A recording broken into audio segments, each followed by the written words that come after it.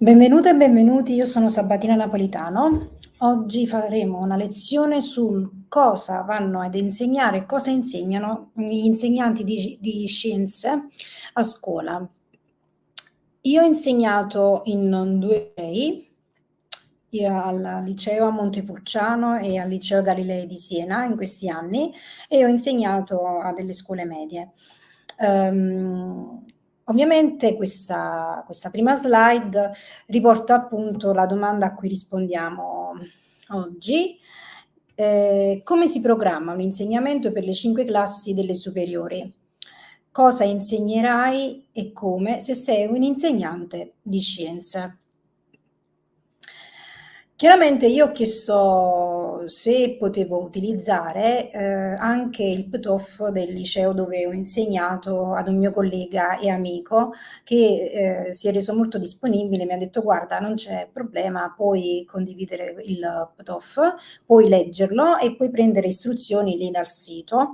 In realtà ho visto nei gruppi che c'è ancora un po' di confusione per quanto riguarda i programmi che insegnano i professori delle superiori. Ho condiviso in questa lezioncina dei programmi del liceo, adesso andremo a vedere più approfonditamente e ho tralasciato gli istituti tecnici perché per ora non ho ancora accumulato un'esperienza negli istituti tecnici, anche se prossimamente l'accumulerò. Quindi mi sentivo più competente nel parlare in una cosa che ho già fatto. Allora, siccome secondo le direzioni nazionali, che sono quelle del decreto del Presidente della Repubblica del 15 marzo 2010, le scienze naturali e si insegnano in questo modo. Il decreto, come io riporto a fianco, non solo parla delle linee generali delle competenze, ma anche degli obiettivi specifici di apprendimento del primo biennio, del secondo biennio, del quinto anno. Tutte queste nozioni che do in questa lezione sono fondamentali per la progettazione didattica, che la vogliate chiamare UDA, la vogliate chiamare UD, la vogliate chiamare lezione simulata, ma la progettazione didattica è un metodo per confrontarsi non solo col CDC, non solo col dirigente, non solo col dipartimento, ma è proprio la base della scuola, la base dell'attività scolastica, oltre a tutto quello che è propedeutico, quindi tutto l'indottrinamento che abbiamo già avuto studiando gli esami di psicopedagogia, pedagogia, psicologia, quindi oltre a quello, la parte proprio progettuale, a parere mio, è proprio come un altro esame, ma è una parte importantissima, la parte progettuale, la parte del registro elettronico, conoscere i vari registri. Io ho lavorato con Argo, Classe Viva, Nuvola. Dal 2010 ho scritto e ho firmato diversi registri e ho visto che alcuni registri hanno ancora l'UDA. Se si va appunto nei documenti, nella programmazione c'è uno spazio proprio documenti e UDA, quindi sono ancora contemplate, anche se da tanti anni alcune scuole non le usano più, non si chiama più classica UDA, ma si usa semplicemente la programmazione, dipende anche dalle direttive dell'istituto. Ad ogni modo, tutta questa parte riguarda la pura programmazione, quindi questa è una lezione di indottrinamento vero e proprio che probabilmente doveva essere fatta dal Ministero, ma il Ministero ha dato delle linee guida. È come un po' se dicesse, vabbè, non sai nuotare, però vai al largo. Io sono andata al largo già nel 2010, la prima scuola che mi è capitata, avevo studiato da me, quindi avevo tutte queste cose, questo indottrinamento che adesso ci chiedono per le prove orali, io l'ho studiato da sola perché mi sono trovata a insegnare. Quindi io sono uscita dai 24 CFU, dagli esami, e ho insegnato così alla prima scuola che mi è fortunatamente toccata dalle GPS. Quindi il punto è questo, che io tutti questi indottrinamenti li ho accumulati tra i vari manuali e la vita vera, la vita vera, l'esperienza formativa, che voi la vogliate chiamare, è come se fosse uno stage, non lo so. Io ho già lavorato nella scuola, quindi mi sembra veramente strano spiegare quello che io già ho fatto, però al termine del percorso del primo biennio liceale lo studente possiede le conoscenze disciplinari essenziali e a livello elementare le metodologie tipiche delle scienze della natura, in particolare delle scienze della terra, della chimica e della biologia. Queste diverse aree disciplinari sono caratterizzate da concetti e da metodi di indagine propri, ma si basano tutte sulla stessa strategia dell'indagine scientifica che fa riferimento anche alla dimensione di osservazione e sperimentazione. L'acquisizione di questo metodo, secondo le particolari declinazioni che esso ha nei vari ambiti, unitamente al possesso dei contenuti disciplinari fondamentali, costituisce, questo è importantissimo, l'aspetto formativo e orientativo dell'apprendimento e insegnamento delle scienze. Questo è il contributo specifico che il sapere scientifico può dare all'acquisizione di strumenti culturali e metodologici per una comprensione approfondita della realtà.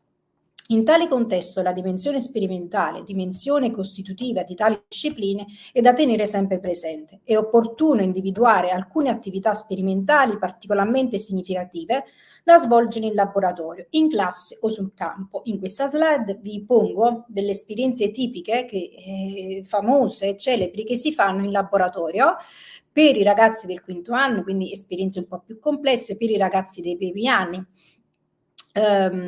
Quindi le esperienze di laboratorio sono contemplate. Noi professori di scienze abbiamo dei laboratori, possiamo fare degli esperimenti di biologia, di scienze della terra e di chimica. Sono esperimenti di natura differente, ma abbiamo queste tre tipologie di esperimenti. Esistono manuali infiniti, ci sono tanti manuali di esperimenti, gli esperimenti sono reperibili facilmente online.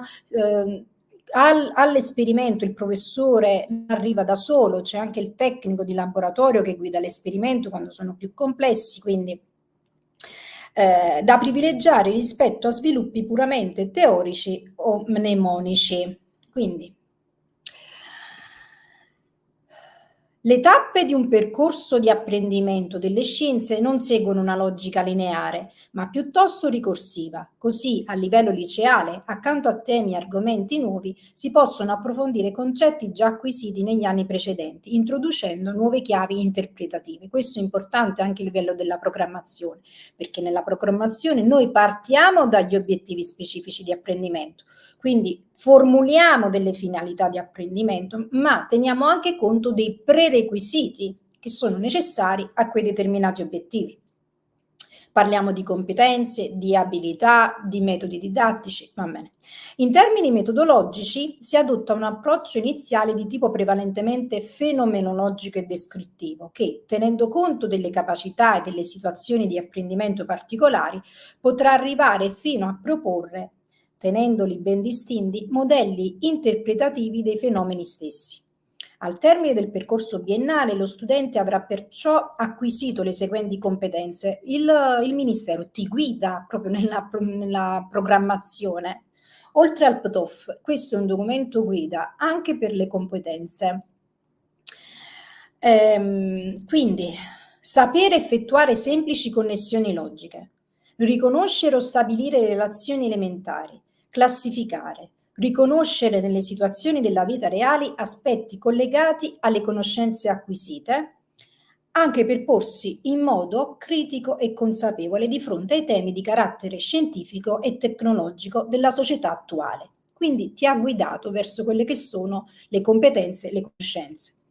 Per la biologia si riprendono aspetti di carattere osservativo riferiti ai viventi, facendo riferimento in particolare alla varietà di forme con cui si presentano nell'ambiente, biodiversità, e alla complessità della loro costituzione, la cellula con cenni anche alla molecola di DNA, facendo riferimento anche alle relazioni tra gli organismi, evoluzione, genetica mendeliana, quello che già vi ho detto nelle lezioni precedenti, e tra i viventi e ambiente. Si introducono i termini essenziali dell'anatomia e fisiologia del corpo umano, curando in particolare gli aspetti che aiutano a comprendere i principi per mantenere la salute.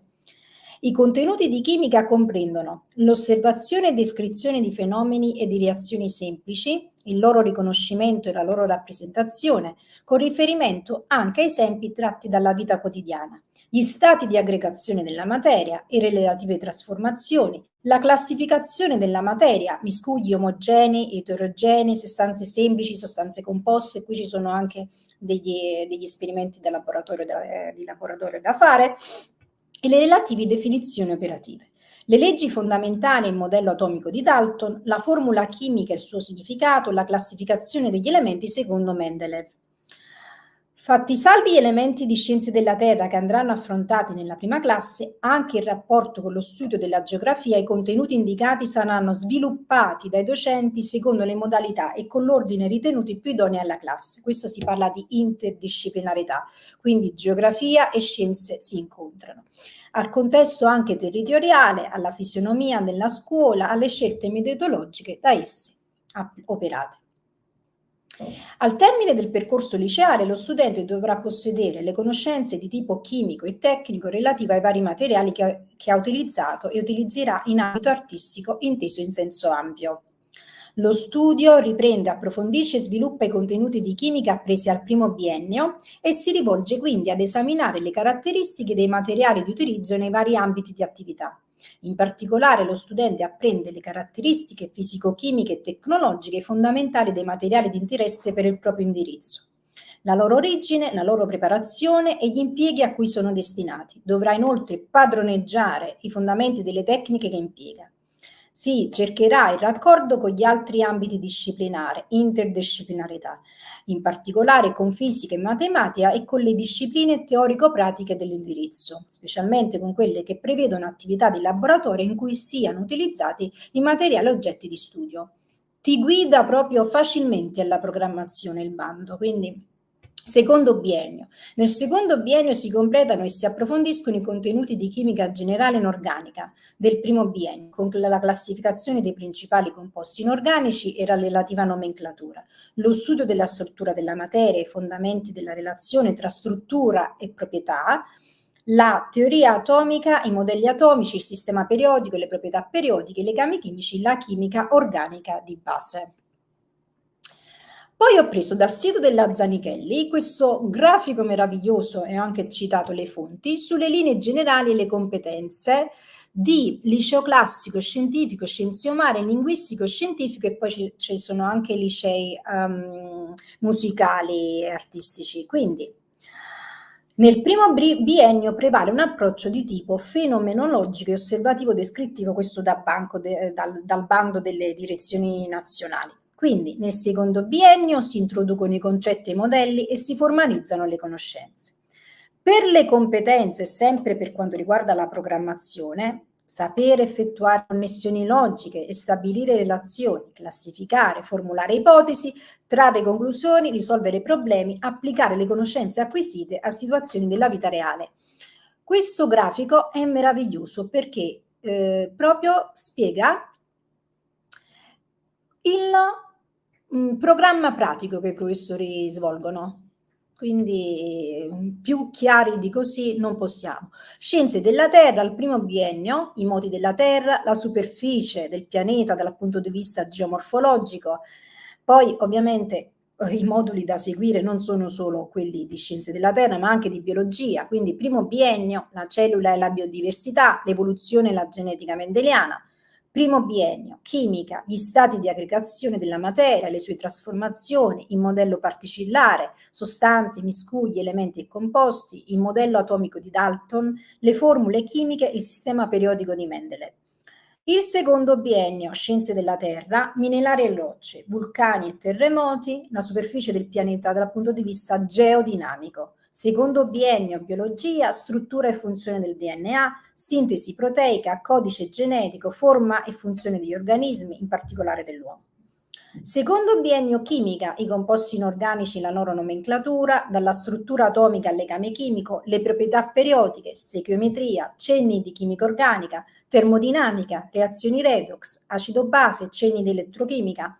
Poi il quinto anno, la tettonica delle placche come modello unificante, approfondimenti su temi degli anni precedenti, l'anno dell'esame, quindi molto importante, anche una buona attività del laboratorio. Chimica organica e biochimica nelle scienze applicate sono divise e qui manca l'approfondimento che troviamo invece nelle slide.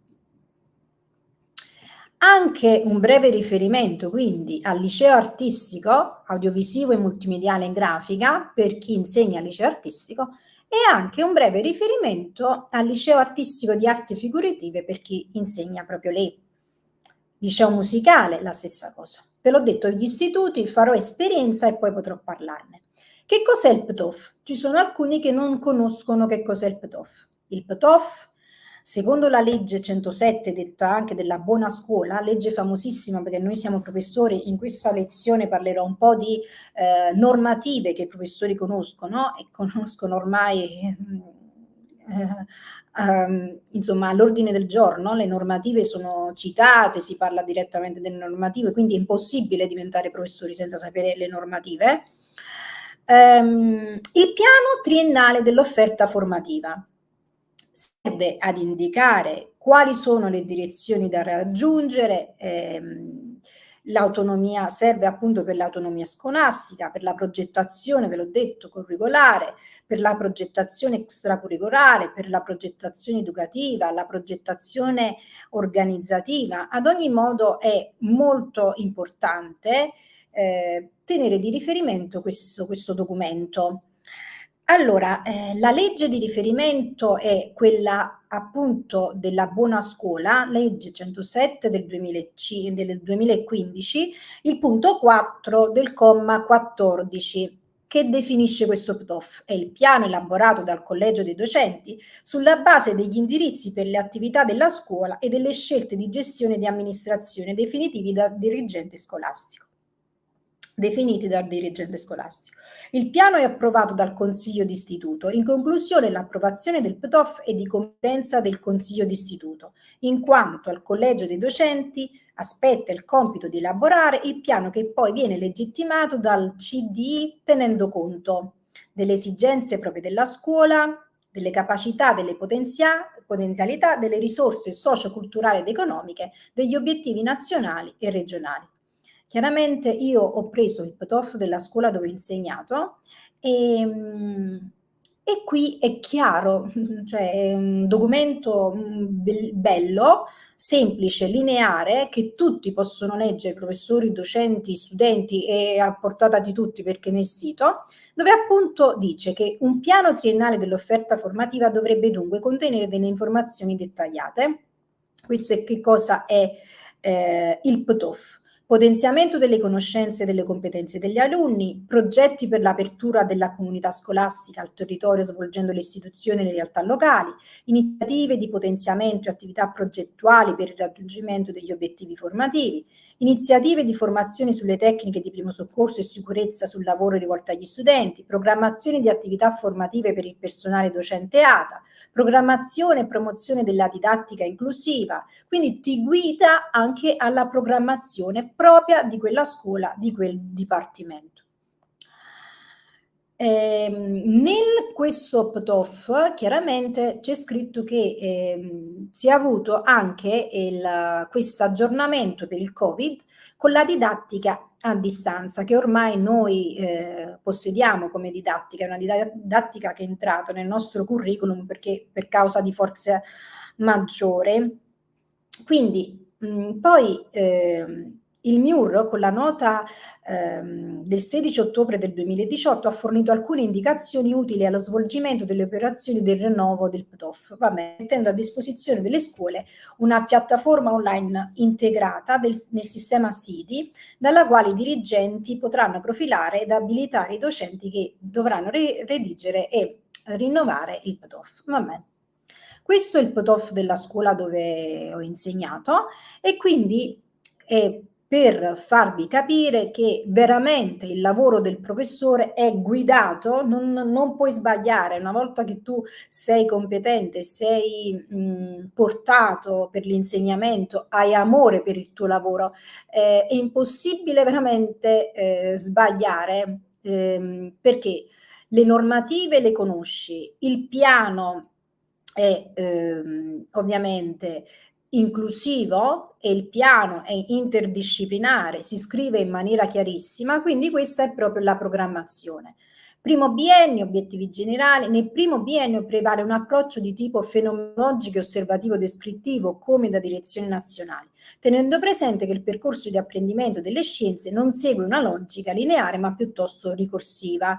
Quindi anche qui ci sono gli obiettivi specifici di apprendimento, capacità di osservare fenomeni naturali e possibilmente interpretarli, dimestichezza con la terminologia scientifica e padronanza di un lessico essenziale tale da permettere un'agevole comprensione del testo, comunicazione in forma chiara e corretta dei contenuti studiati sia attraverso l'esposizione orale che scritta, spiegazione ed uso autonomo dei termini scientifici. Quindi al di là del programma proprio degli argomenti, c'è anche il cenno essenziale alla programmazione. Si svolge anche il laboratorio, questa fase è molto importante e ho scritto bene quali esperimenti per Francesco sono importanti e a quali esperimenti mi guida.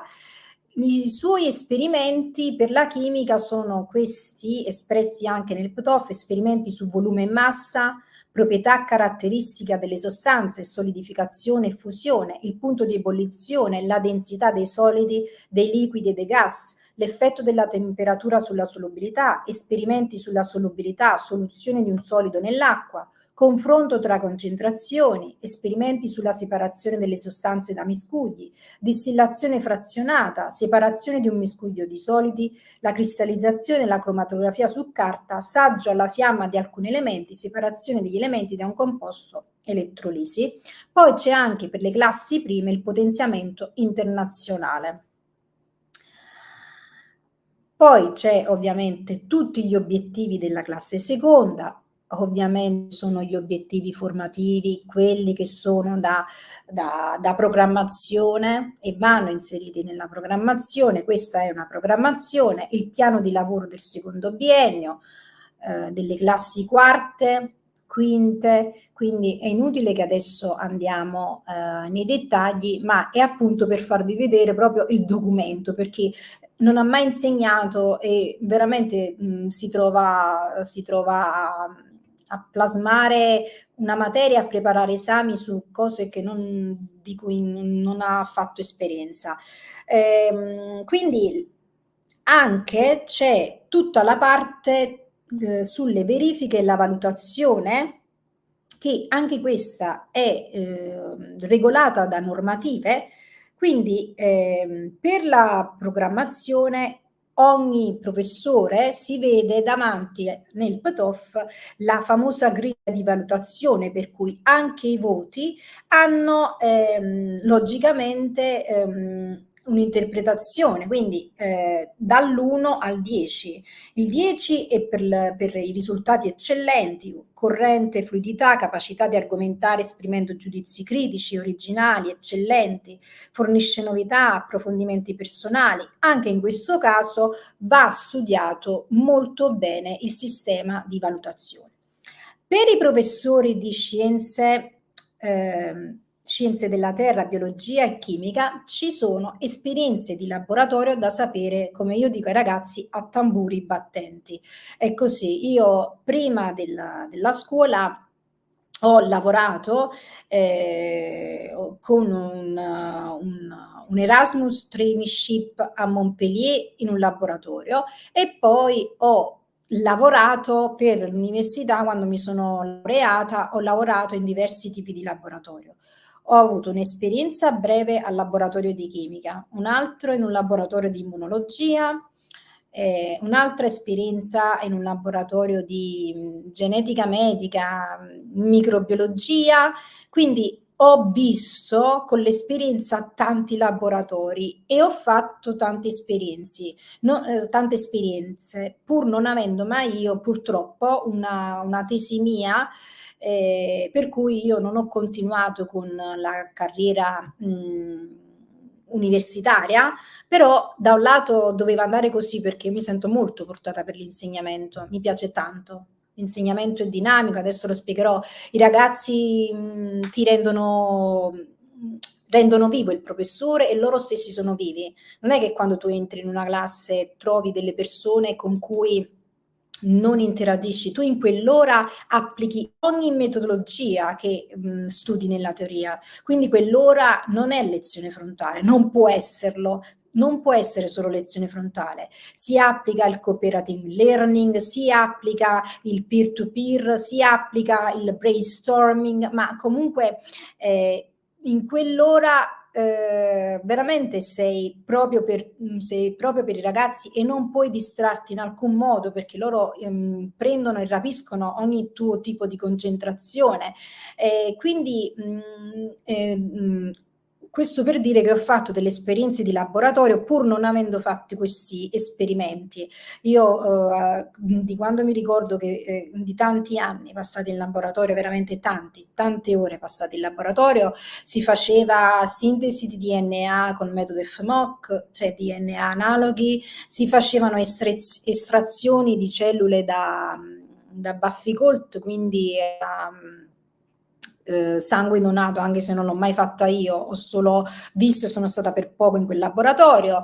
Poi si faceva invece, si prendeva il DNA dalla coda di topo, si facevano PCR, si facevano elettroforesi, si facevano tutti i tipi di elettroforesi Western blot, Southern blot, Northern blot, comunque veramente se solo ricordassi tutti gli esperimenti che ho fatto in 10 anni di studio, mi sentirei scoppiare la testa. Questi esperimenti sono diversi, chiaramente sono esperimenti da poter fare con dei ragazzi che vanno ancora alle superiori, molti di loro sceglieranno chimica, perché è probabile che negli istituti, gli indirizzi scientifici c'è chi sceglierà chimica, molti di loro si preparano, soprattutto quelli dell'ultimo anno, quest'ansia che devono prepararsi ai test a medicina, molti di loro faranno biotecnologie, molti di loro faranno biologia, quindi il laboratorio è per tutti ed è un'esperienza che va fatta anche per chi magari non è proprio portato per le scienze, ma è difficile che dei ragazzi non siano portati per le scienze, perché le scienze sono proprio delle materie che approcciano alla vita, veramente concretamente alla vita. E quindi l'esperienza laboratoriale è fondamentale. Un'altra cosa che ho aggiunto qui sono metodi didattici di apprendimento, prima di passare a quella che è proprio la programmazione o come voi dite UD, UDA, lezione simulata. La differenza la fa il tempo. Con un UDA voi potete considerare un arco di tempo grande, maggiore, fatto da determinate settimane con delle varie griglie. Con una lezione simulata voi comunque tenete conto della programmazione dell'UDA, perché la lezione simulata fa parte dell'UDA, fa parte di questo progetto, non è sconclusionata, è chiaramente concatenata. Quindi i professori conoscono queste parole chiave veramente bene, perché la lezione è fatta da questi metodi didattici. Ci sono i metodi didattici e i metodi di apprendimento. Noi abbiamo studiato sia didattica in modo veramente approfondito con i teorici, con i pedagogi, poi abbiamo studiato anche la psicologia, quindi abbiamo proprio le basi e le competenze anche per intraprendere un tipo di discorso più filosofico, più ragionato nel momento in cui ci viene chiesto. Ma nel concreto parliamo di problem solving, quando noi ci occupiamo della risoluzione dei problemi nuovi, più o meno complessi. Learning by doing sarebbe l'apprendimento mediante il fare, quindi promuovere il fare, l'operare in classe. È chiaro, i ragazzi non è che stanno fermi nel banco la maggior parte delle volte, quindi questo è un insegnamento ehm, anche molto costruttivo per alcuni che hanno quel sistema di apprendimento più legato al fare. I sistemi di apprendimento lo scrivo in questa slide perché sono importanti anche per il DSA e i BES, quindi è importantissimo studiare i sistemi di apprendimento.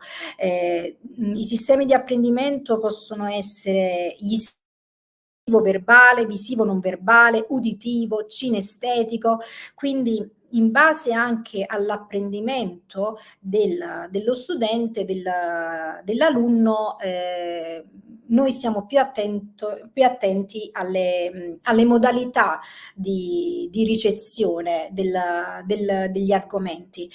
Chiaramente parliamo di cooperative learning quando l'apprendimento è cooperativo, c'è un gruppo di lavoro in cui il docente crea dei gruppi di lavoro o autonomamente i ragazzi creano dei gruppi, diversamente dal debate che è confronto di squadre, anche questo molto costruttivo, cioè c'è proprio una come se fosse un agone, quindi si dibatte a squadre su un argomento dato dal professore.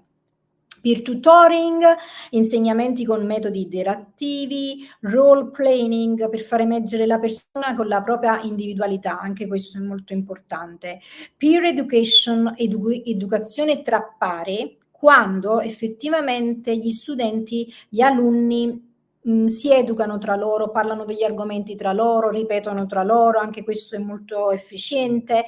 Poi c'è questa attività di Flipped dove il docente sceglie le risorse per i compiti a casa. Nel Flipped molto spesso si fa anche perno su quello che i ragazzi possono fare a casa e non solo in classe.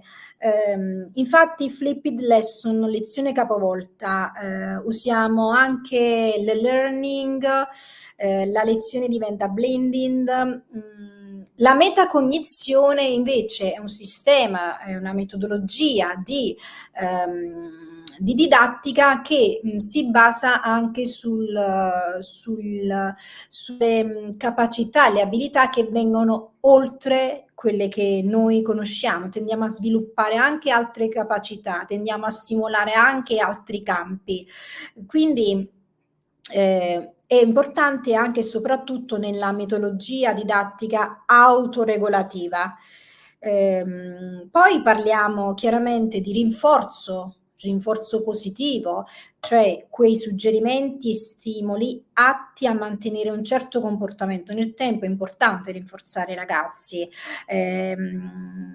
Quando fanno bene, quando fanno delle osservazioni, quando autonomamente producono slide, mi è capitato, questa è una cosa che fa contenti anche i professori quando i ragazzi si sentono stimolati a produrre degli elaborati, a produrre degli esperimenti, mi è capitato molto spesso e io li ho rinforzati, certo, perché loro sono venuti da me e hanno detto professoressa, io ho fatto un'esperienza a casa di laboratorio che l'ho trovata sul libro, oppure io li guido, li ho guidati a delle ricerche su storia della scienza o degli approfondimenti e loro hanno prodotto degli elaborati, ma questi sono stati motivo di rinforzo insomma per il professore e per gli studenti perché sono state esperienze belle.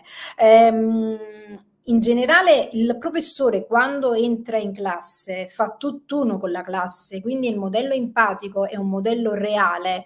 Il professore, esistono anche altri metodi didattici come il metodo socratico, il professore comunque è parte della classe, quindi la classe prende la voce del professore di riferimento ed è così. E poi quando si vive, io non riesco a concepire com'è che possono fare il concorso ragazzi che non abbiano mai insegnato, non lo so, perché quando si vive la classe, tu ti rendi conto che i ragazzi sono estremamente attenti, estremamente sensibili ad ogni tuo tipo di cambiamento, anche del professore, ad ogni tuo tipo di atteggiamento, quindi loro pretendono veramente tanta attenzione, pretendono tanta cura ed è giusto. Quindi veramente il lavoro del docente è un lavoro dinamico, è un lavoro estremamente gratificante, anche in quelle classi in cui c'è più difficoltà, c'è bisogno di più pazienza, però veramente fare il professore e il docente è un lavoro gratificante, perlomeno dal punto di vista umano, non parlo proprio dello stipendio. Allora, poi possiamo utilizzare questo Kahoot, che è una piattaforma di apprendimento basata sul gioco. Devo essere onesta, io non l'ho mai usata e per i requisiti, ma studiando dai vari manuali l'ho trovata e ho studiato invece a parte questo programma, ma io non l'ho mai utilizzata adesso in classe fino ad ora. Devo essere onesta e sarò onesta. Norme di riferimento. Articolo 34 della Costituzione italiana fa riferimento alla scuola. È impossibile e improbabile che un professore non conosca questo articolo. Legge 104 del 92 e per il supporto PEI, che adesso andiamo a definire, l'insegnante di sostegno. Legge 170 del 2010 per il PDP in merito ai DSA. Decreto MIUR 4233 del 2014 per alunni con svantaggi socio-economici, culturali e linguistici. Poi questa direttiva per le chiavi europee, la raccomandazione per le competenze per le chiavi europee, questo è molto importante. La direttiva ministeriale, quando leggete DM si parla di decreto ministeriale. Quando leggete DPR è un decreto del Presidente della Repubblica. Ad ogni modo, direttiva ministeriale del 27 dicembre 2012 riguardante anche i BES. Legge 107 del 2015, nota come la buona scuola, già l'abbiamo nominata prima per il PTOF. Raccomandazione del Consiglio europeo del 22 maggio 2018 per l'apprendimento permanente. DM, decreto ministeriale del 211 del 7 ottobre 2010, anche questo per gli obiettivi specifici di apprendimento. DPR 89 del 2009 sul riordino della scuola. Articolo 27 del 2016, sezione scuola, e indica il profilo professionale dei docenti, anche questo molto citato, molto studiato. DPR, decreto del Presidente della Repubblica 275 del 99 sull'autonomia scolastica, un decreto importante, sull'introduzione del POF, sul PSP, questo riguarda la scuola primaria, DPR 122, secondaria di primo grado, perdonatemi, secondaria di primo grado, DPR 122 del 22 giugno 2009 in merito alla valutazione. Tutte queste normative sono il pane quotidiano del professore. Acronimi importanti del professore. UDA, unità di apprendimento.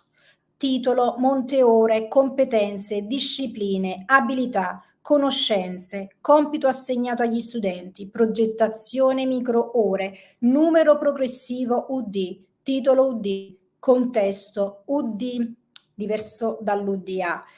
Ma adesso spieghiamo.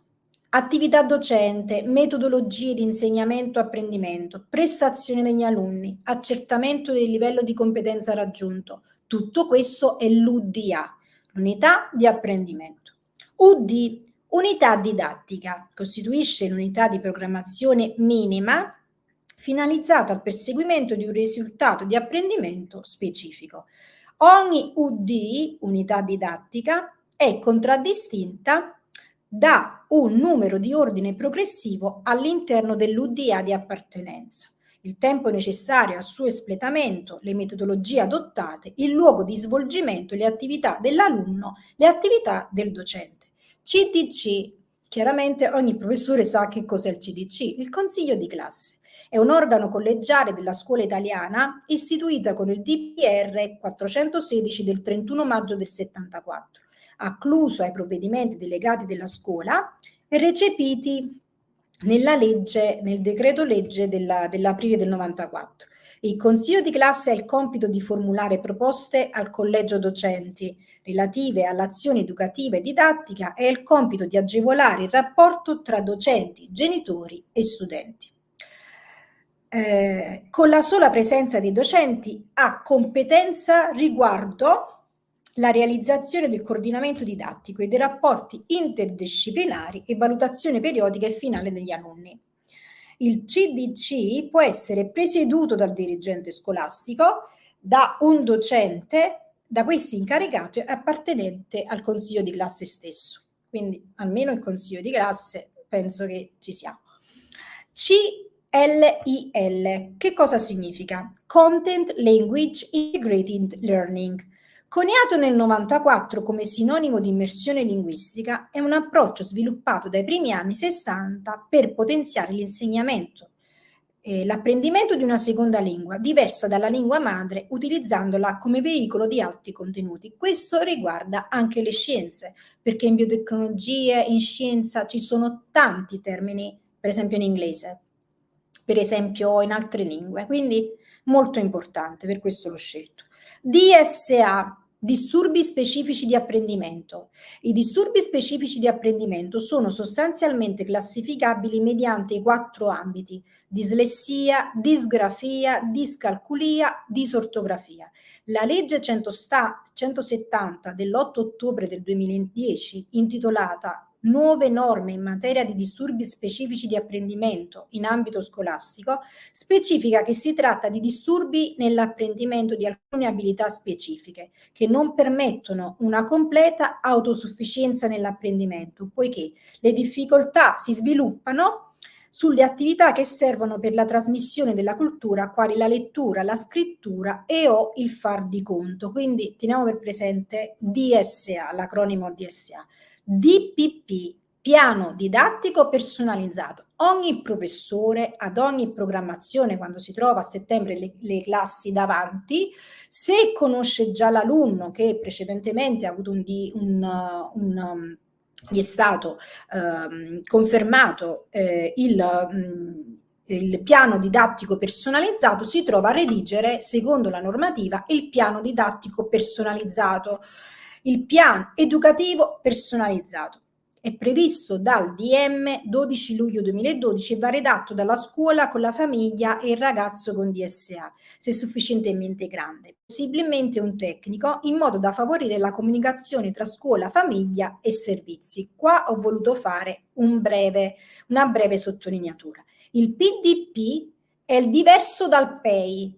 Il PDP viene redatto in seguito al riconoscimento di DSA, il cui riferimento normativo è la legge 170 del 2010. Il PEI, piano di studi individuale, è un piano educativo individualizzato, documento nel quale vengono descritti gli interventi integrati ed equilibrati tra di loro preposti per l'alunno in situazione di handicap in un determinato periodo di tempo ai fini della realizzazione del diritto all'educazione e all'istruzione, di cui ai primi 4 commi dell'articolo 12 della legge 104 del 92. Il PEI è redatto dagli operatori sanitari individuati dall'ASL e dal personale insegnante curricolare di sostegno della scuola e ove presente con la partecipazione dell'insegnante operatore psicopedagogico, in collaborazione con i genitori o gli esercenti le potestà dell'alunno. Il PEI viene redatto in seguito all'applicazione della legge 104 che tutela i soggetti portatori di handicap. POF, piano dell'offerta formativa. Il POF viene elaborato su un orizzonte temporale di 3 anni in base alle caratteristiche sociali, culturali, scolastiche e demografiche del contesto di appartenenza delle scuole. È definito dal DPR 275 199 sul regolamento dell'autonomia scolastica. Poi GLO, ultimamente ho partecipato a un GLO, gruppo di lavoro per l'inclusione, è l'organo collegiale che procede alla stesura e all'approvazione del PEI per gli alunni con disabilità certificata, la legge 104 del 92. È composto da tutti i docenti del consiglio di classe, presieduto dal dirigente scolastico o figura delegata. Partecipano ai GLO i genitori dell'alunno con disabilità, le figure professionali interne ed esterne che interagiscono con l'alunno diversamente abile nel suo percorso di crescita. Il GLO si riunisce 2 volte l'anno, la prima riunione entro ottobre procede all'approvazione del PEI per l'anno in corso, il secondo incontro a marzo più o meno effettua una verifica in itinere del percorso dell'allievo. Qui ho messo tutte le fonti che ho citato, ho dimenticato di scrivere delle fonti di cui tratterò domani che ho utilizzato per la programmazione. Grazie, ciao.